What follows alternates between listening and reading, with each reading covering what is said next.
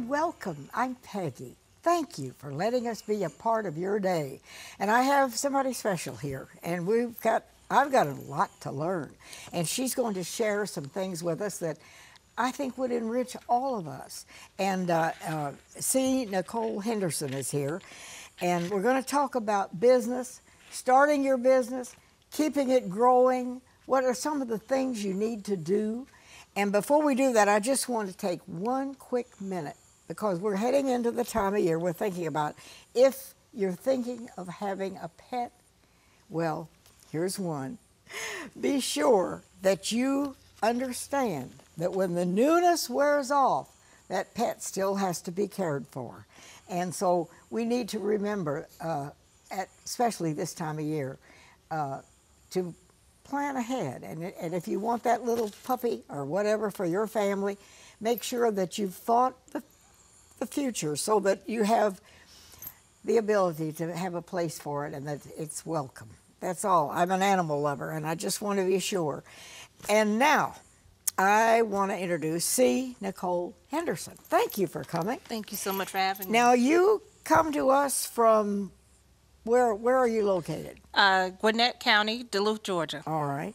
But you're a teacher and a coach, and you have had clients all over the United States, like 42 different states. You have clients. Yes. And you help people start a business, keep it growing. And I think a lot of people have a dream of having their own business, but they hold back because it's kind of scary. Mm-hmm. It is. So what can you tell us? Sure. I work with nonprofit organizations and small business owners. All right. And a lot of times when people want to start a nonprofit or a business, and I also work with joint ventures, like people who may have a very successful business, but they now want to start a nonprofit for goodwill. You have to first look at the purpose, the mission. Why do I want to do this? Why am I called to do this? What service will I provide? Who's my target audience? Where would my location be? Where I'm going to render these services at? Who would I support? What are some of the benefits that I can offer to the community? As well as what's going to be unique and different about the services that I provide. And those are some of the things that people should really do some planning. I call it an assessment. I have an assessment with a client, and we really sit down and we go over all the details about their mission and their vision, their core values, things that they would like to do in their organization, and just help them with that along the way, along the path. So, Nicole, what you try to do is help people if somebody has a dream about starting a business. Sure. Then you help them bring it into reality. Yes, I tell people all the time, my vision is seeing your vision being fulfilled. But it takes a lot of planning. It does. It takes a lot of planning. And so it's taking that step. Again, it starts with that mission. We should all have a personal and professional mission for what we do. You've worked with people all across the country, at least 42 states. Yes. You've had clients. Yes. So what are some of the things that we need to think about? Well, the first thing you need to think about is, let's say it's a nonprofit. You may want to start a nonprofit based upon maybe a problem that you had. Maybe you came out of domestic violence. Or maybe you're a survivor of some form of cancer. Or maybe a loved one passed and you want to dedicate an organization in their name or in their honor. It could be also maybe an ill that they may have experienced when they was a child, and they want to make sure that no child is without, and that, one of my plights is that children have beds. I think that every child in America should have a bed. No child should be able to sleep on the floor or just have a sofa, but have the security of their own bed. So there's different reasons why, and so the first reason is the why. Why do you have to do that? And then they have to also work on their personal development of, am I cut out to do this? But don't get stuck there, because then they're going to stay in fear. Okay, well, first of all, you have to know what kind of business you want to start or to be in. Sure. And I would think that you would have to have some experience to bring to that Sure, sure. Like many people, I mean, you they can't love just go out on services. a limb and say, well, I'm going to put out a sign and I'm starting a business. It Right. takes a lot of planning, It doesn't does it? take a lot of planning. Well, one of the things I tell people, nonprofits and businesses are a little different. A lot of times people who want to start a business, they'll start what's called a business plan. But I always tell people who want to have a nonprofit, they really need a strategic plan on how they're planning on strategically carrying that out. Now, you still need a strategic plan and strategy in a business. But a lot of times, let's say if like I worked government for 13 years. And so because I worked government, I have skills in something. And we can teach anything that we know, anything that you've been proficient in. Maybe you might have worked in financing. Maybe you're an accountant. Maybe you taught school for 30 years and now you want to start a tutoring program or an after-school service. So usually it starts with what you're good at and what somebody would like to expound on and what they would like to share with their community. So the first thing you need to do is, it's one thing to sit there and say, oh, I'd love to have my own business. But you have to know what talent and experience you have to bring into that. Right. You need to identify what your giftings are. And then you need to also work with those who have those giftings. Now, you help people develop a vision. I do. Explain what you mean by that.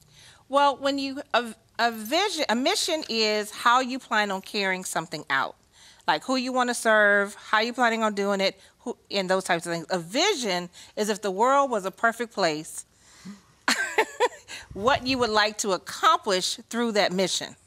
And so that's what your vision would be about. And so, like Disney, their vision is to make people happy. It's a big vision. And your vision has to be bigger than you. And so that way you can depend and lean on a source that's bigger than you in order to carry out the vision. So I like that. I never even thought about Walt Disney Enterprises, and it's millions and millions and millions of dollars. Yes. But it's to make people happy. To make people happy. And so what do you work with people all over the country? Explain. Yes.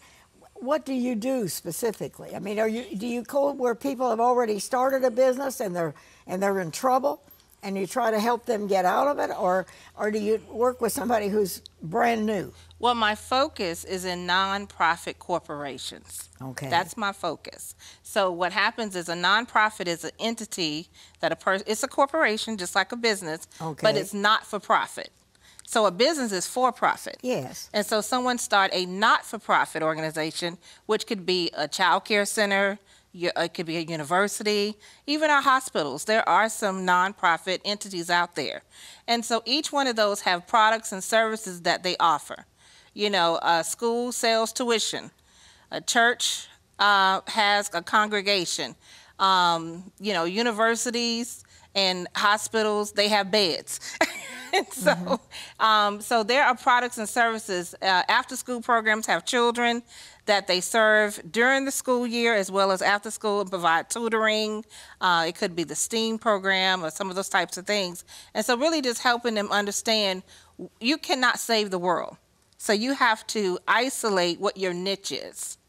And I like that. That's a mistake a lot of us make. Yes, yes. We have to know ourselves and know what our shortcomings are, as well as what our talents are. Yes, definitely. And somebody who's really successful, I guess, has already achieved that. Yes, yes, because what I do is a niche marketing. Not everyone works with nonprofit organizations. Not everyone works with a joint venture, helping businesses start a nonprofit organization. And so it is a niche market, somebody who may be working with airplanes, or just working with a certain entity or IT. All of those are niche markets that people can be successful in. Now, you also teach and coach. That's what somebody told me. I don't know. Yeah, I teach vision and mission and vision and dreams courses. And so I also teach through my nonprofit. I have a board boot camp training. So if you want to sit on a board, or you are sitting on a board, I teach you about board leadership, development, fiduciary responsibilities, structure, funding resources, programming, methodologies, all those types of things to help them become successful in their organization. Nicole, how did you get into all of this? Well, it started over 25 years ago. I don't want to date myself too much. Oh, that's okay. But yeah, it started over 25 years ago. I was in my hometown, and these three young men went off to college, came back, and they started a nonprofit organization. And so I participated in it, and their chairman of their board had a pageant. It was a scholarship pageant, and it was actually held in North Carolina. And it was the Mr. and Miss Black Teenage World pageant. And I became Miss Black Teenage Georgia. And so I went to represent the pageant. It was for 9 days, and it totally changed my life. And when I came back to Brunswick, Georgia, they asked me to be a junior board member on their board. And so I began to sit on their board, and I began to understand and learn the nonprofit process. And I just loved it. And then when I went to college, I came home during the summer and helped run their summer programs. And then by that point, I really fell in love with government, and I worked a lot in city community development and wrote grants for the city and the county and things like that. So that's where all the love came from.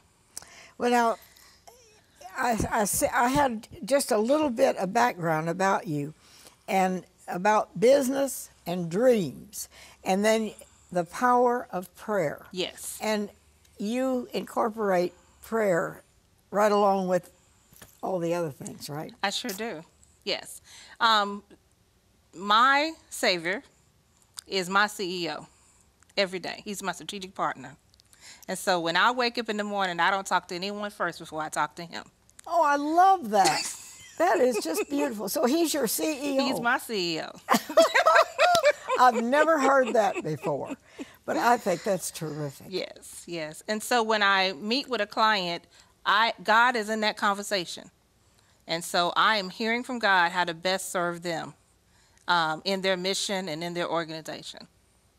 That's terrific. Well, I have heard many people talk about God, but I think that's terrific. Let him be our CEO. We're going to go to a quick break, and we'll be right back, and I want to talk a little bit about this book.